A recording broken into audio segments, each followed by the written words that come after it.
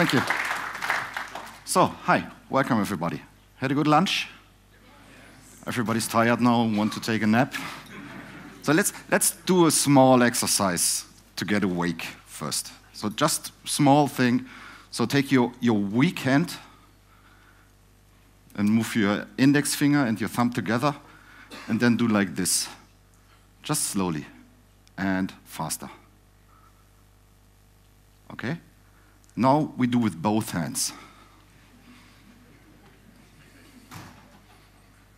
And now we change directions. So left and right hand, different direction. See, I should have practiced it. Maybe one more thing.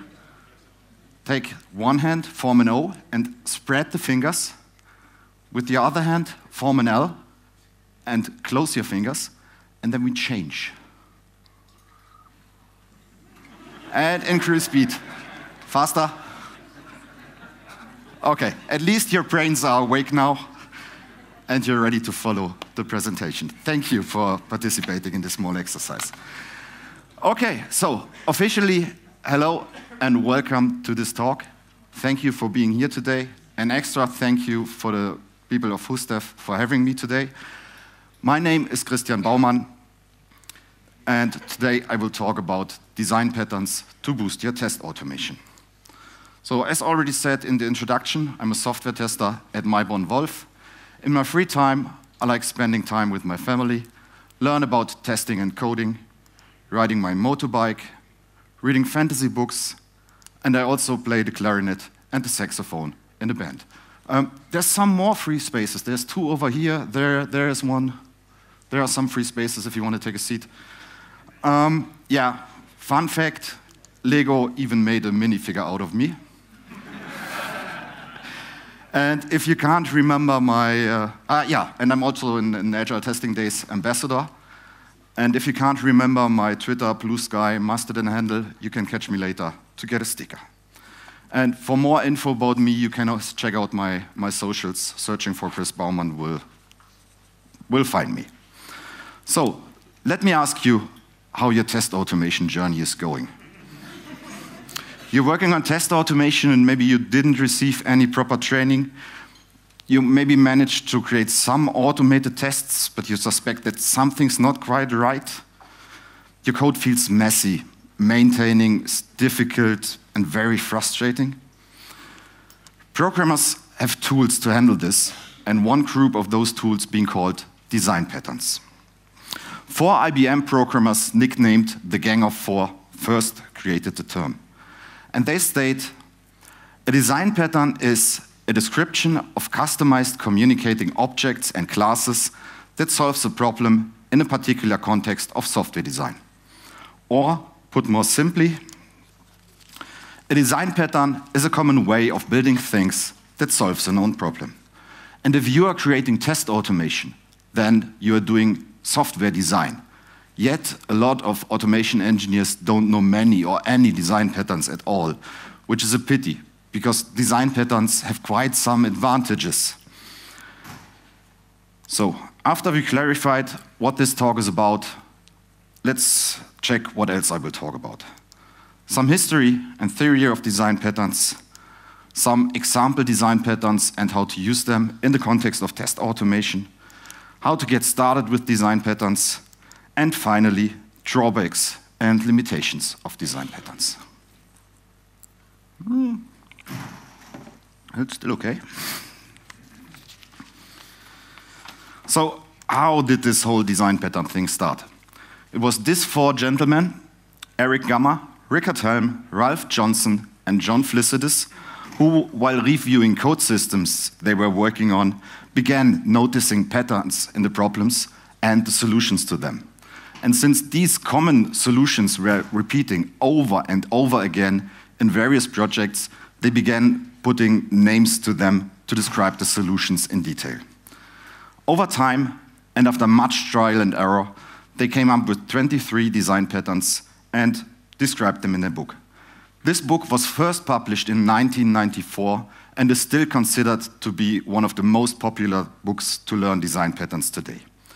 The authors initiated the concept of design patterns in software development. And as mentioned before, these authors are collectively known as Gang of Four. According to that book, there are 3 types of design patterns: creational, behavioral, and structural. Let's check them out. Creational design patterns provide ways to create objects while hiding the creation logic, instead of instantiating objects directly using the new operator. This gives the program more flexibility in deciding which objects need to be created for a given use case. Behavioral design patterns deal with class and object composition. Inheritance is used to compose interfaces and define ways to compose objects to obtain new functionality. And finally, structural design, clicker's not working, sorry. Structural design patterns are specifically concerned with communication between objects. Design patterns usually consist of 4 elements: the name, the problem description, a solution, and the consequences of using the pattern. The name of the pattern is a 1- or 2-word description that pattern literate programmers who are familiar with patterns can use to communicate with each other. Example of names are the factory method or mediator. And the name of the problem of the pattern should recall the problem and the solution. The problem the pattern solves includes a general intent and a more specific motivation or two.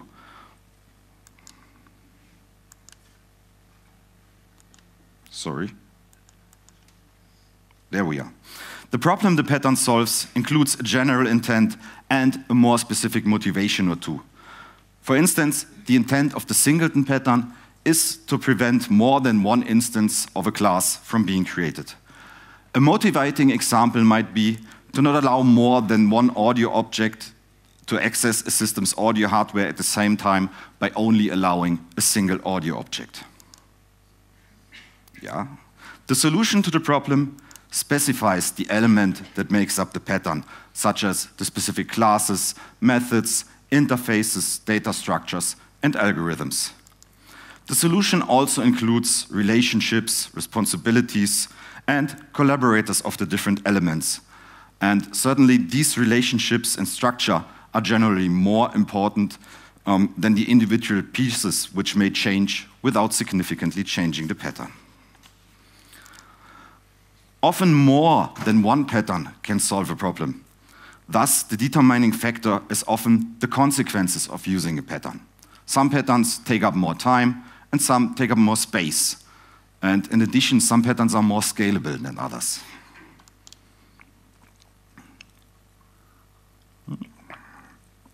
So, after knowing what design patterns are and what they consist of, we also should talk about what they are not. Design patterns are not algorithms. You can't just copy and paste them into your code like a library, because it's not a specific piece of code. A design pattern is more a high-level description of a solution that is meant to provide guidance on structure, relations, and hierarchies of an object, as well as classes and interfaces in the application. The solid principles are used in most of the design patterns, and I thus think it's beneficial to have at least a basic knowledge of these principles before we get deeper into design patterns. The goal of applying solid principles is to create software that is understandable, readable, changeable, extensible, and maintainable. I will not go into detail, but only briefly explain the principles. Single responsibility states that a class should be responsible for only one thing. Open-closed means that entities should be open for extension, but closed for modification. Liskov substitution. A superclass can be replaced by a subclass without changing the code's behavior. Interface segregation. A class shouldn't depend on methods it doesn't use. Dependency inversion states that high-level modules should not import anything from low-level modules, and abstractions should not depend on details. no worries, we will get back to some of those in more details later on. So, finally, some meat. Let's have a closer look at these design patterns and how they can be used in the context of test automation. The intent of the builder pattern is to separate the construction of a complex object from its representation, so that the same construction process can create different representations. The builder pattern can be used when the algorithm for creating complex objects should be independent of the parts that make up the pattern and how they are assembled. When the construction process must allow different representations for the object that's being created. The problem we're often facing in our tests is that the tests are being bound to a constructor. The builder pattern can resolve that dependency. Let's implement it step by step. In a production environment, you want to have encapsulation, constraints, and other limitations. Under test, however, you want to expose units so that you can test them in isolation. Let's check out a small example where these two goals are conflicting.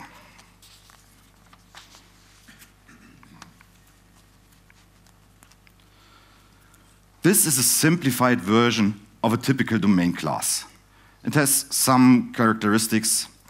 All values are being passed into the constructor. All properties are read-only, at least from outside of the class, and the methods get full name and get age provide access to calculated values.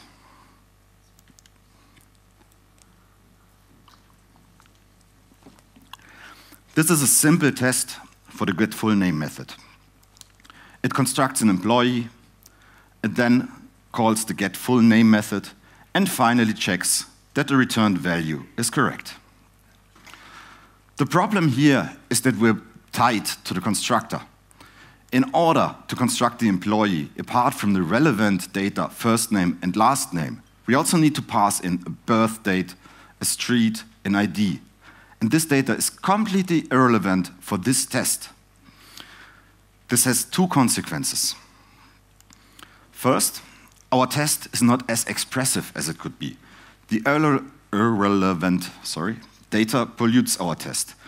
If you just look at the test, it's not clear whether they influence the outcome or not. In this simple example, yeah, might be obvious, but that's not always the case. Second consequence, if at any given point in time we need to add a new item to the constructor, it will break the test and we need to fix it. This is not a big problem for a single test, but it can become a maintenance nightmare if you have to construct employee objects in a lot of different tests. You can see the problem with the two different goals here. For our production code, we want the class to be immutable. This way, the employee class can encapsulate its data and assure that operations work on the correct data that has not been tampered with. But for our tests, we would like to be able to only provide some data so we can test the relevant methods. One route to take would be to create an overloaded constructor on the employee class and establish a convention that always the full-fledged constructor should be used. But this is not optimal, since you will end up with a lot of conventions. Conventions will be forgotten, and that will most probably affect your production code. And affecting the production code is exactly the opposite of what we want to achieve with tests. In essence, the problem we are facing is that the tests are bound to the constructor. The first step when using the builder pattern is to create a class with a method that creates an employee.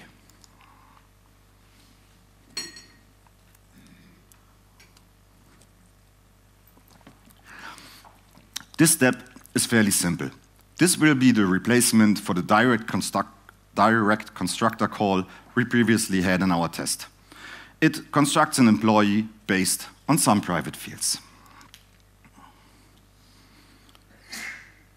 But in order for our builder to be useful, we need to be able to modify some of the values of these private fields. And we can do this by implementing some modification methods. With these methods in place, first name and last name can now be modified before constructing the object.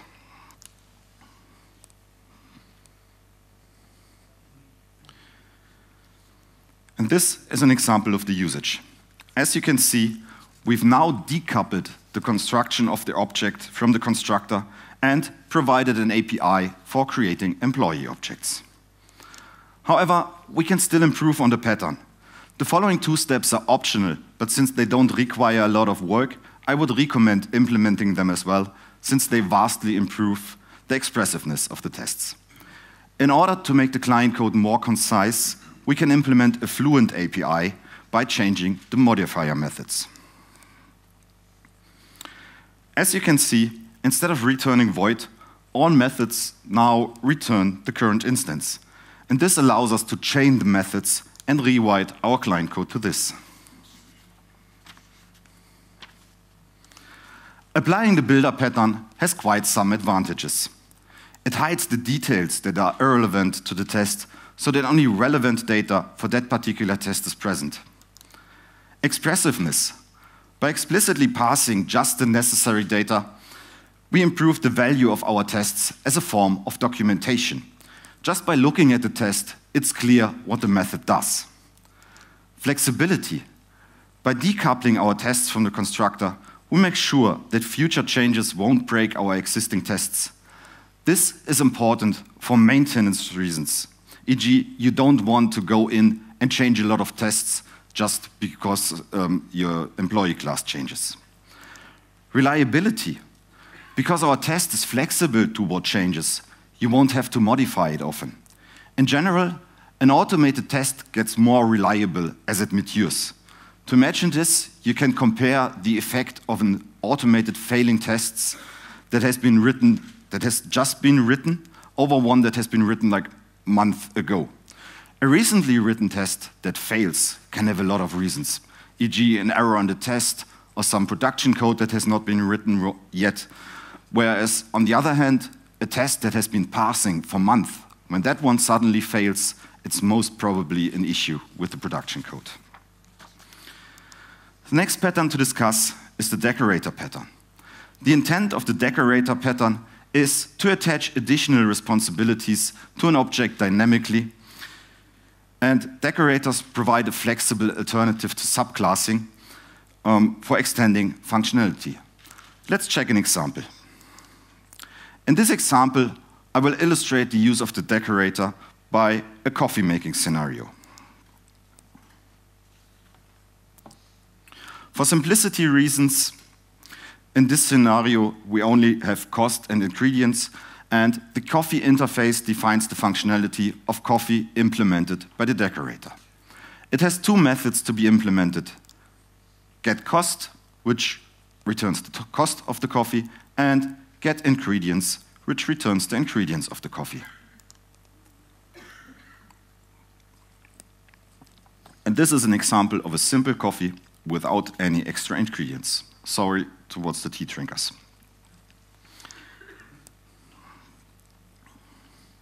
And this is an abstract decorator class that implements the coffee interface.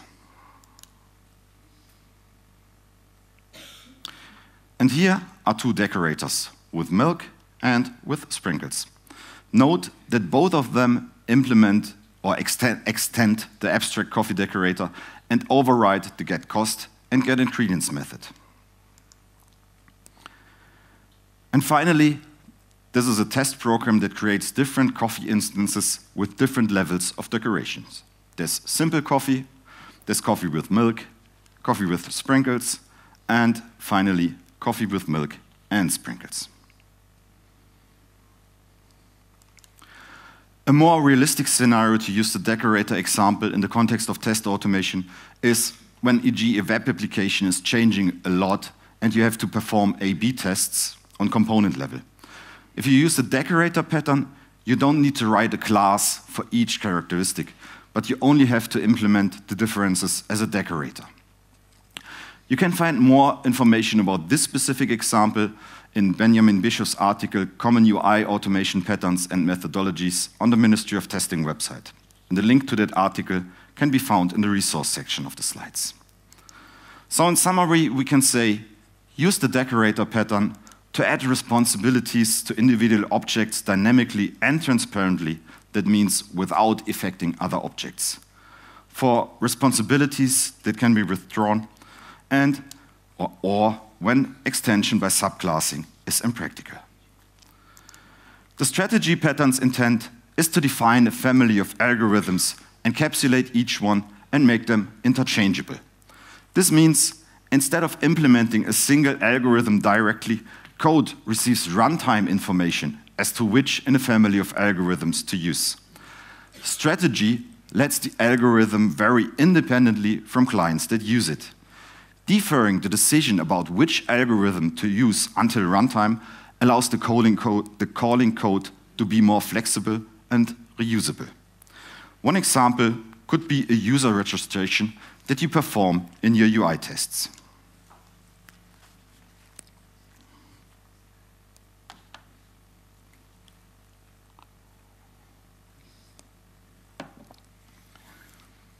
For a user registration, you might want to have two different implementations of this particular action. The first one would be the actual flow of transitions through the UI for a successful user registration. The other one would be a short API call, which is invoked when a new user is needed for the test. You may not want to invoke the long registration every time you need it in your test, but sometimes you'll need it, for example, when you actually want to test the user registration. And vice versa. We need the new user creation for the tests to be fast and reliable, and that's when you want to register a new user via the API. You can use the strategy pattern when many related classes differ only in their behavior. Strategies provide a way to configure a class with one of many behaviors. When you need variants of an algorithm, for example, you might define algorithms that reflect different space-time trade-offs. Also, strategies can be used when these variants are implemented as a class hierarchy of algorithms. When an algorithm uses data that clients shouldn't know about, or when a class defines many behaviors and these appear as multiple conditional statements. The intent of the singleton pattern is to ensure a class has only one instance and provide a global point of access to it. For example, you have multiple config files for the values of credentials and URLs for the different test environments you're working on. But you only want one instance of this configuration in your test framework. Let me quote the design patterns book on this. How do we ensure that a class has only one instance and that the instance is easily accessible? A global variable makes an object accessible, but it doesn't keep you from instantiating multiple objects. A better solution is to make the class itself responsible for keeping track of its sole instance. The class can ensure that no other instance can be created by intercepting requests to create new objects, and it can provide a way to access the instance. This is the singleton pattern.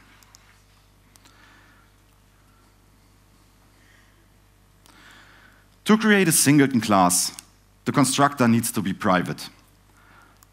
There needs to be a static reference of the class to make it available globally, and a static method needs to be in place which returns an object of the class and also checks whether the class has already been initiated. In this example, we have two objects which are instantiating the singleton WebDriver class, but it will be instantiated only once. Both the singleton WebDriver and another WebDriver are referencing the same object. This ensures that only a single WebDriver is used in all of our tests. Benefits of the singleton pattern are that the singleton class controls how and when clients can use its instance, and also by prohibiting new instances of the class, it's using less memory. But be careful. A lot of programmers consider the singleton pattern to be an anti-pattern. Here are some reasons for that. Singletons violate the single responsibility principle. A class should only be responsible for one clearly defined task. On the other hand, a singleton has two tasks.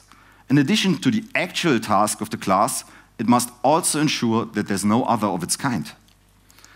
It introduces unnecessary restrictions. If in a later program version more than one instance is needed, the singleton must be removed again. It's tightly coupled. And also, a singleton is easy to implement only in sequential programs. In concurrent programs, it's a challenge. There's quite some controversy about this among programmers, and I wanted to make you aware of the potential problems with the singleton pattern, as per my perception, this isn't pointed out enough when the pattern's being discussed in the context of test automation. I encourage everybody to educate themselves on the topic, to decide on your own if you can use the singleton pattern in your own context, since every context is different. Maybe the best known design pattern in test automation is the page object model. It models the application under test, thus keeps the test independent from the implementation details of the software under test, and reduces maintenance efforts when the application changes. I think the page object is pretty overrepresented when design patterns are being discussed in the context of test automation. So instead of going into details of its advantages, functionalities, and how to use it, I will instead present some of the issues of the page object. The page object model has been introduced to reduce maintenance issues, which often have been mistaken as Selenium issues, rather than issues with the coding practices of the people writing the tests. Page objects can be a good starting point, but there are some problems that can be solved refactoring, applying solid object-oriented programming principles. At the time the page object model has been invented, Selenium and WebDriver have been used more and more by testing teams who quite often did not have extensive programming skills and that many times resulted in tests with a lot of repetition and inconsistencies. Page objects are a solution that is good enough to prevent test code becoming too riddled with code smells, and they also made test automation more available to test automators scripting their tests who didn't have much object-oriented programming knowledge. But page objects still cause maintenance overhead, which unfortunately a lot of teams don't even realize. Let's talk about some code smells in the page object. But what are code smells? Smells are certain structures in the code that indicate violation of fundamental design principles and negatively impact design qualities. Code smells are usually not bugs. They are not technically incorrect and do not prevent the program from functioning. Instead, they indicate weaknesses in design that may slow down the development or increase the risk of bugs or failures in the future. Code smells also can be an indicator of factors that contribute to technical debt. The code smell to be found most often in page object is the long class. Problems that are caused by the long class are it's hard to find things, it's difficult to maintain, and it does not fit in my head. Besides that, large classes are indicators that other programming principles are not followed as well. For example, it's very likely that the single responsibility principle is not applied, and also the chances for duplicate code are higher, which often results in buggy and inconsistent behavior. In favor of brevity, let's focus on only two of the solid principles when investigating the page object pattern: the single responsibility principle and the open-close principle. The single responsibility principle states that a class should be responsible for only one thing, and thus it should have only one reason to change, resulting in reduced risk of changes affecting other unrelated behaviors. But page objects usually have two responsibilities. They bring an abstraction to the location of the elements of the page, and they provide tasks that can be executed on a page. Having both of these responsibilities in one class means if how a specific element is located on the page changes, you need to change the class. But it also needs to be changed when how a task is being executed changes. So there are two reasons for change, which violates the single responsibility principle.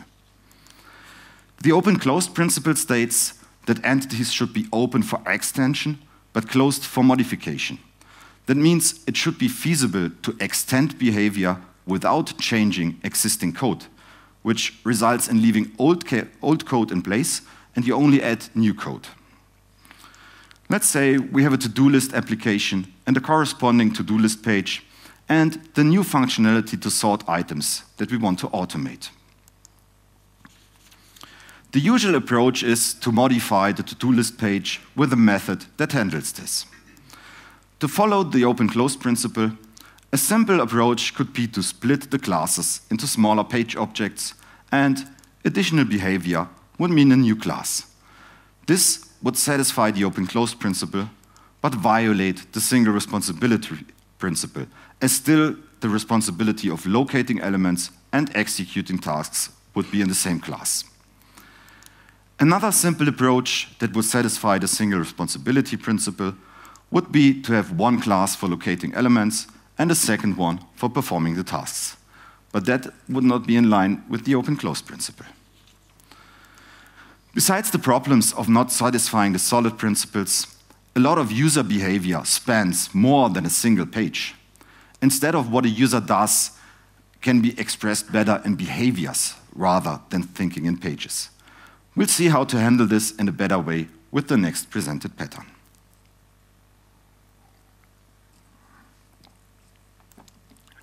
The screenplay pattern, or formerly known as the journey pattern, is around since 2007. I especially want to point out that it developed independently from the page object pattern. Still, some say it can be seen as an evolution of the page object pattern that evolves from applying solid programming principles to resolve the anti-patterns that are built into the page object. In screenplay, the central item is an actor, which represents an application user. Actors have abilities, e.g. if there's a browse the web ability, which just provides a Selenium WebDriver object. Abilities enable actors to perform tasks, which consists of actions.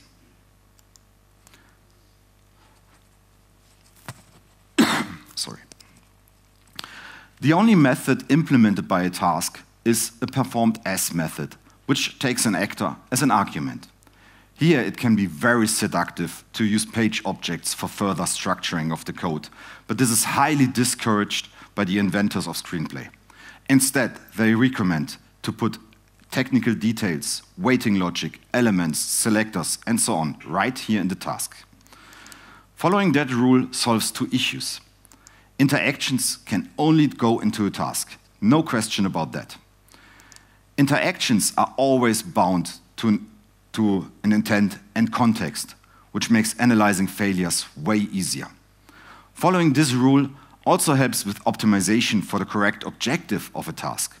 For example, when you search for an item, it is mandatory that you wait for the search field to be clickable. But when you do a login, you can completely ignore that. As we've seen in the previous code snippet, actions interact with elements on the screen. Questions are quite similar to tasks, with the distinction between those two is that a question returns something that enables us to get information about the application under test. This is an example implementation of a question, and this is an example of a user registration that includes entering email address, personal information, and address, which each would be modeled as own entities.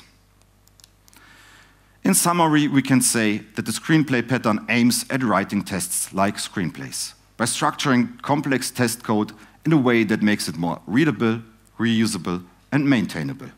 And it does that by taking a user-centric and object-oriented view on things. The article From Page Objects Refactored: Solid Steps to the Screenplay Journey Pattern describes in way more detail how and why the page object pattern violates good coding practices.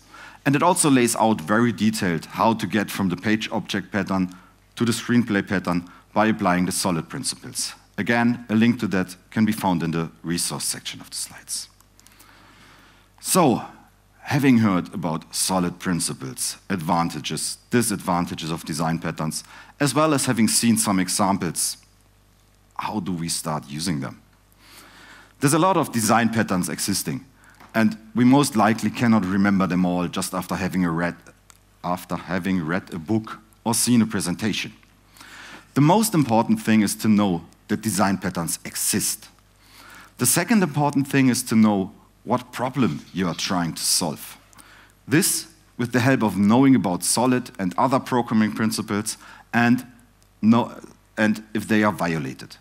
We then can go on and learn more about patterns and trying to solve the problems. A good start for this can be to look at example code and also to look at benefits and drawbacks of specific patterns you're evaluating. But with so many patterns at hand, it can be difficult to find that one that addresses your specific problem best, especially if you're new to the concept of design patterns. I will thus propose a few different approaches on how to find the right pattern that's right for your problem. No need to apply all of those. They can be used independently or in combination.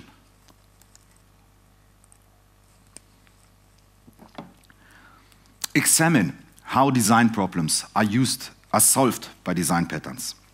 This means analyze the patterns for appropriate object relations, and interfaces in which they could solve your problem. The design patterns book has its own more than 20 pages long chapters. Oh God, this is a long talk, I'm so sorry.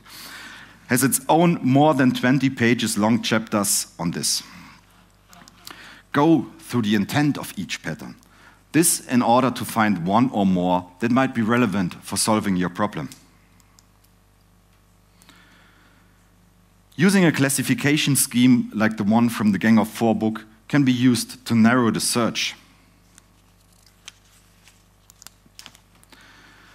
The graphic shows interrelations between some design patterns. To study these relationships can help to find the right pattern or the right group of patterns. Study patterns of similar purpose, analyze them per type, and look at differences, similarities, and contrasts in order to decide which one fits your problem. Research the cause of your wanted redesign. Some potential causes are listed on the slides. There's more with detailed explanations in the Gang of Four book. Check those and the descriptions to find the pattern that helps you to avoid the cause of your wanted redesign. Consider what should be changeable in your design. This is the opposite approach to examine the cause of redesign. With this approach, you should think about what should be changeable without a redesign, while you focus on isolating the concept that is varying. When you've decided for a design pattern, how do you use it? I will present one of many potential step-by-step approaches on how to apply design patterns effectively. Read the pattern to get an overview, especially consider if it's applicable and what consequences it has. Again, analyze structure and participants, and be sure to understand classes and objects and how they relate to each other. Study sample code to have seen a concrete example. This helps you to learn about how to implement the pattern. Choose meaningful names for the participants of the pattern in the context of the application or your automation framework. Define the classes, declare their interfaces, establish their inheritance relationships, and define the instance variables that represent data and object references. Identify existing classes in your application or framework that the pattern will affect and modify them accordingly. Operations in the pattern should be named application or framework specific. Again, usually the names depend on the application or framework, and responsibilities and collaborations associated with each operations can be used for guidance. It's also important to be consistent with your names. Implement the operations to carry out the responsibilities and collaborations in the pattern. Here's some example code can be really helpful. This is just one approach that can help you to get started implementing design patterns. With practice and over time, you most probably will develop your own approach on how to apply design patterns. Of course, we also need to talk about how to not use design patterns. They should not be used aimlessly. Very often, the advantages like flexibility and variability cause additional levels of indirection to be introduced, and that can cost performance and/or complicate the design of your framework. Only when the provided flexibility of a design pattern is really needed, the pattern should be used. Checking out the consequences of the pattern upfront can be very helpful to figure out patterns' advantages and liabilities. Using design patterns can also have negative implications, which need to be taken care of or at least to be considered. Patterns do not lead to direct code reuse. Patterns can be deceptively simple. Teams may suffer from pattern overload. And integrating patterns into your process, into your development process, is a human-intense activity. This was my talk. Many thanks for your attention. I will share the slides later on LinkedIn, Twitter, Mastodon, Blue Sky, whatever, you will find it. At the very end, there's a resource section with links to articles and talks for your further learning. Yeah, I know, it's a lot of content, and 50 minutes is not nearly enough to cover it all. I hope you found some useful bits for your work, and I'm happy to answer any questions you might have. And don't forget to rate the sessions. Thank you.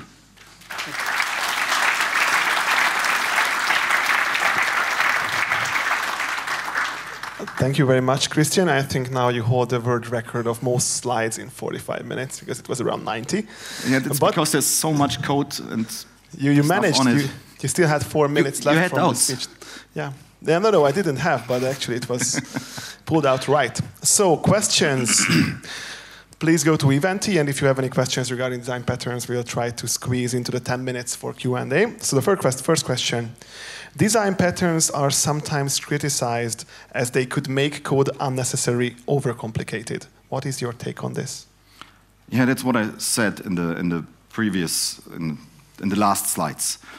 There's a price you pay, and there's a benefit you get. And it depends on the context. There's no general yes or no answer. So I had someone asking, so I have a system that's working. It's not nice code, it's not clean, it's not using design patterns, but it's working. And I answered, why should you then change it? Never change your running system. On the other hand, when you're working on your system, on your framework a lot, and because of the structure, because of bad design, you're creating bugs and it's not working, yeah, then you should change something. So there's no general yes or no. Thank you. Next questions. Yeah. Why are you afraid that all manual testers have to do automation? This was mentioned by me, actually, but maybe it was quoted wrong, because I said it's forced automation. So when he asked me about the biggest threat for testing, and I said I wanted to give a nice answer that relates a bit to my topic. So I see one big threat. I've seen it quite often. Manual or exploratory testers that are doing an awesome job, finding a lot of bugs, uncovering a lot of information, are forced to do automation because we now have to do it, because it's more efficient, it's faster, yada, yada, yada, all the usual stuff. And then they are being sent to training, or here's a book and you read it and then you're an automated tester. It won't work.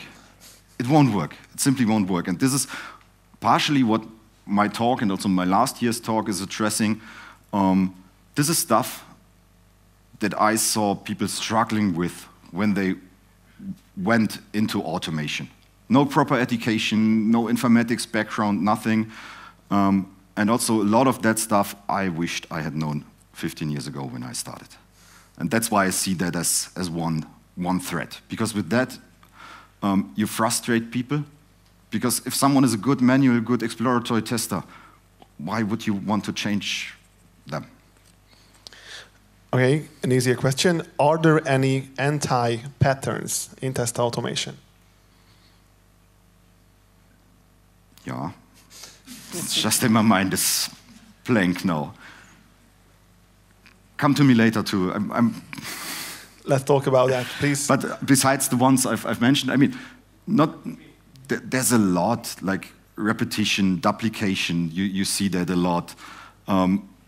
long classes, long methods, where a class or method should be responsible for only doing one thing, and then you just put everything in. And what's always a bad sign is if the beginning of your code looks like this. So you have a lot of if, else, if. That's, you can smell it. There's something wrong with your code.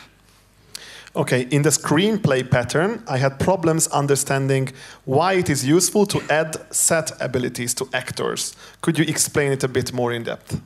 So screenplay pattern, and the problem was that understanding why it is useful to add set abilities to actors. So different actors have different roles, so to say. You would have an actor that's an administrator.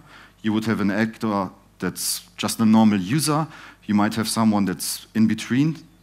And with the abilities, you give them certain abilities that they are able to execute in the application. Like an administrator has different abilities the real person can do in the application than a normal user has. Hope that answers the questions. Otherwise, come find me later. I'm happy to discuss. Okay, can we say that BOM is page-oriented, screen pattern is more like action-oriented, let's say business logic-oriented? Well, the page object model is really, it's per page. It thinks in single pages. And the screenplay pattern is strictly object-oriented. So everything is being modeled as an object, be it an actor, be it an ability, the actions. It's strictly object-oriented. So basically what you do is you model all the entities in your application, be it business entities, like, I don't know, if you're selling books, then a book is modeled as an entity. Your users is an entity, so it's, excuse me, strictly following object-oriented principles. Hope that answers the question. Okay, the last question, if there are not any more. How should a team approach going from page object pattern to screenplay pattern?